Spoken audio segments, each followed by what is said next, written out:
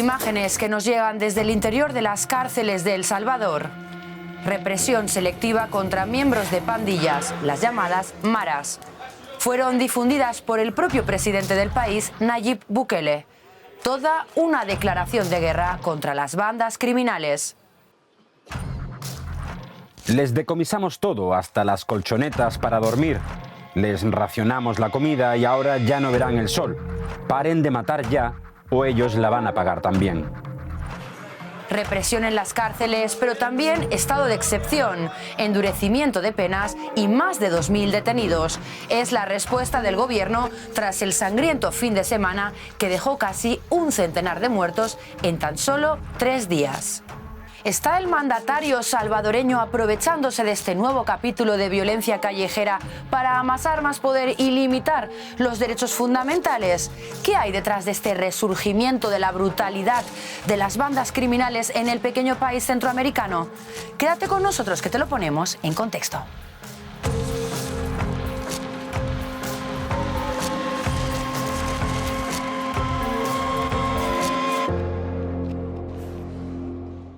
El Salvador llevaba desde el fin de la guerra civil sin vivir jornadas tan cruentas. Solo el pasado sábado fueron asesinadas 62 personas. En todo el fin de semana la cifra alcanzó los 87 homicidios, muchos perpetrados al azar. El gobierno culpó del derramamiento de sangre a las pandillas, especialmente a la Mara Salvatrucha o MS-13. Junto con la Mara Barrio 18 cuentan en el país con 70.000 integrantes, quienes se dedican a la extorsión y el narcotráfico, entre otras actividades delictivas.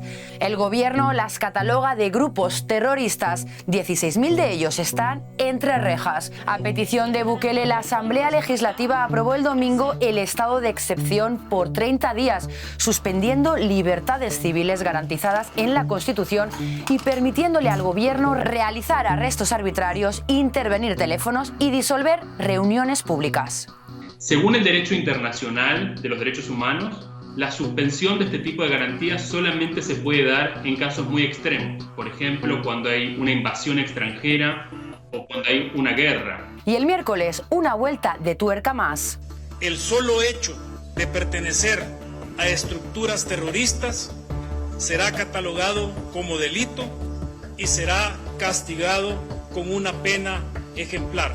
El Congreso aprueba una reforma del Código Penal que quintuplica la pena máxima por pertenecer a las pandillas, de 9 a 45 años de prisión.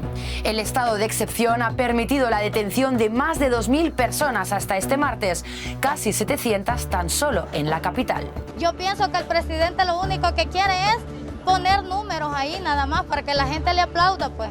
Pero allí adentro hay gente inocente. Los policías se han tomado la ley por sus manos y están sobrepasándose con la población. Aquí lo que se está poniendo en riesgo son los derechos fundamentales de los salvadoreños, que pueden ser detenidos a mansalva sin justificación alguna. Como veíamos al principio del vídeo, Bukele ha extendido el castigo al interior de las cárceles, grabando y publicando las torturas a los presos, miembros de las principales maras.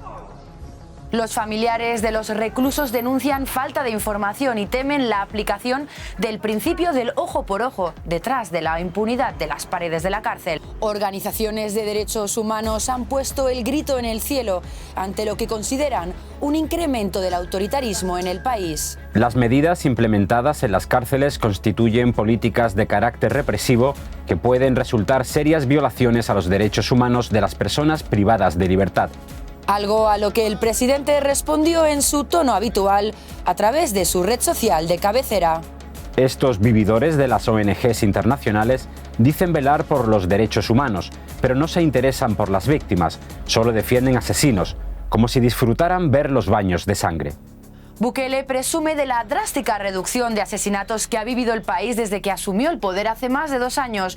En 2015, El Salvador era el país más violento del mundo y hoy la tasa de homicidios es 6 veces menor. ¿Responde esta reducción de la criminalidad a la política de mano dura del gobierno o hay otras razones ocultas? Sabemos que el plan control territorial que ha promocionado el gobierno como la medida que provocó un promedio histórico en la disminución de homicidios en el país, no es la razón por la que las muertes bajaron. Hay pruebas suficientes para decir que este gobierno ha estado compactando con pandilleros. En 2020, el medio salvadoreño El Faro reveló en una exhaustiva investigación que Bukele negoció extraoficialmente con las maras Salvatrucha y Barrio 18 beneficios penitenciarios a cambio de una reducción en el número de homicidios y el apoyo en las urnas en 2021, que el partido de Bukele ganó de forma aplastante. Pero entonces, si existe un trato, ¿por qué las maras regresan a la violencia? ¿Por qué justo ahora?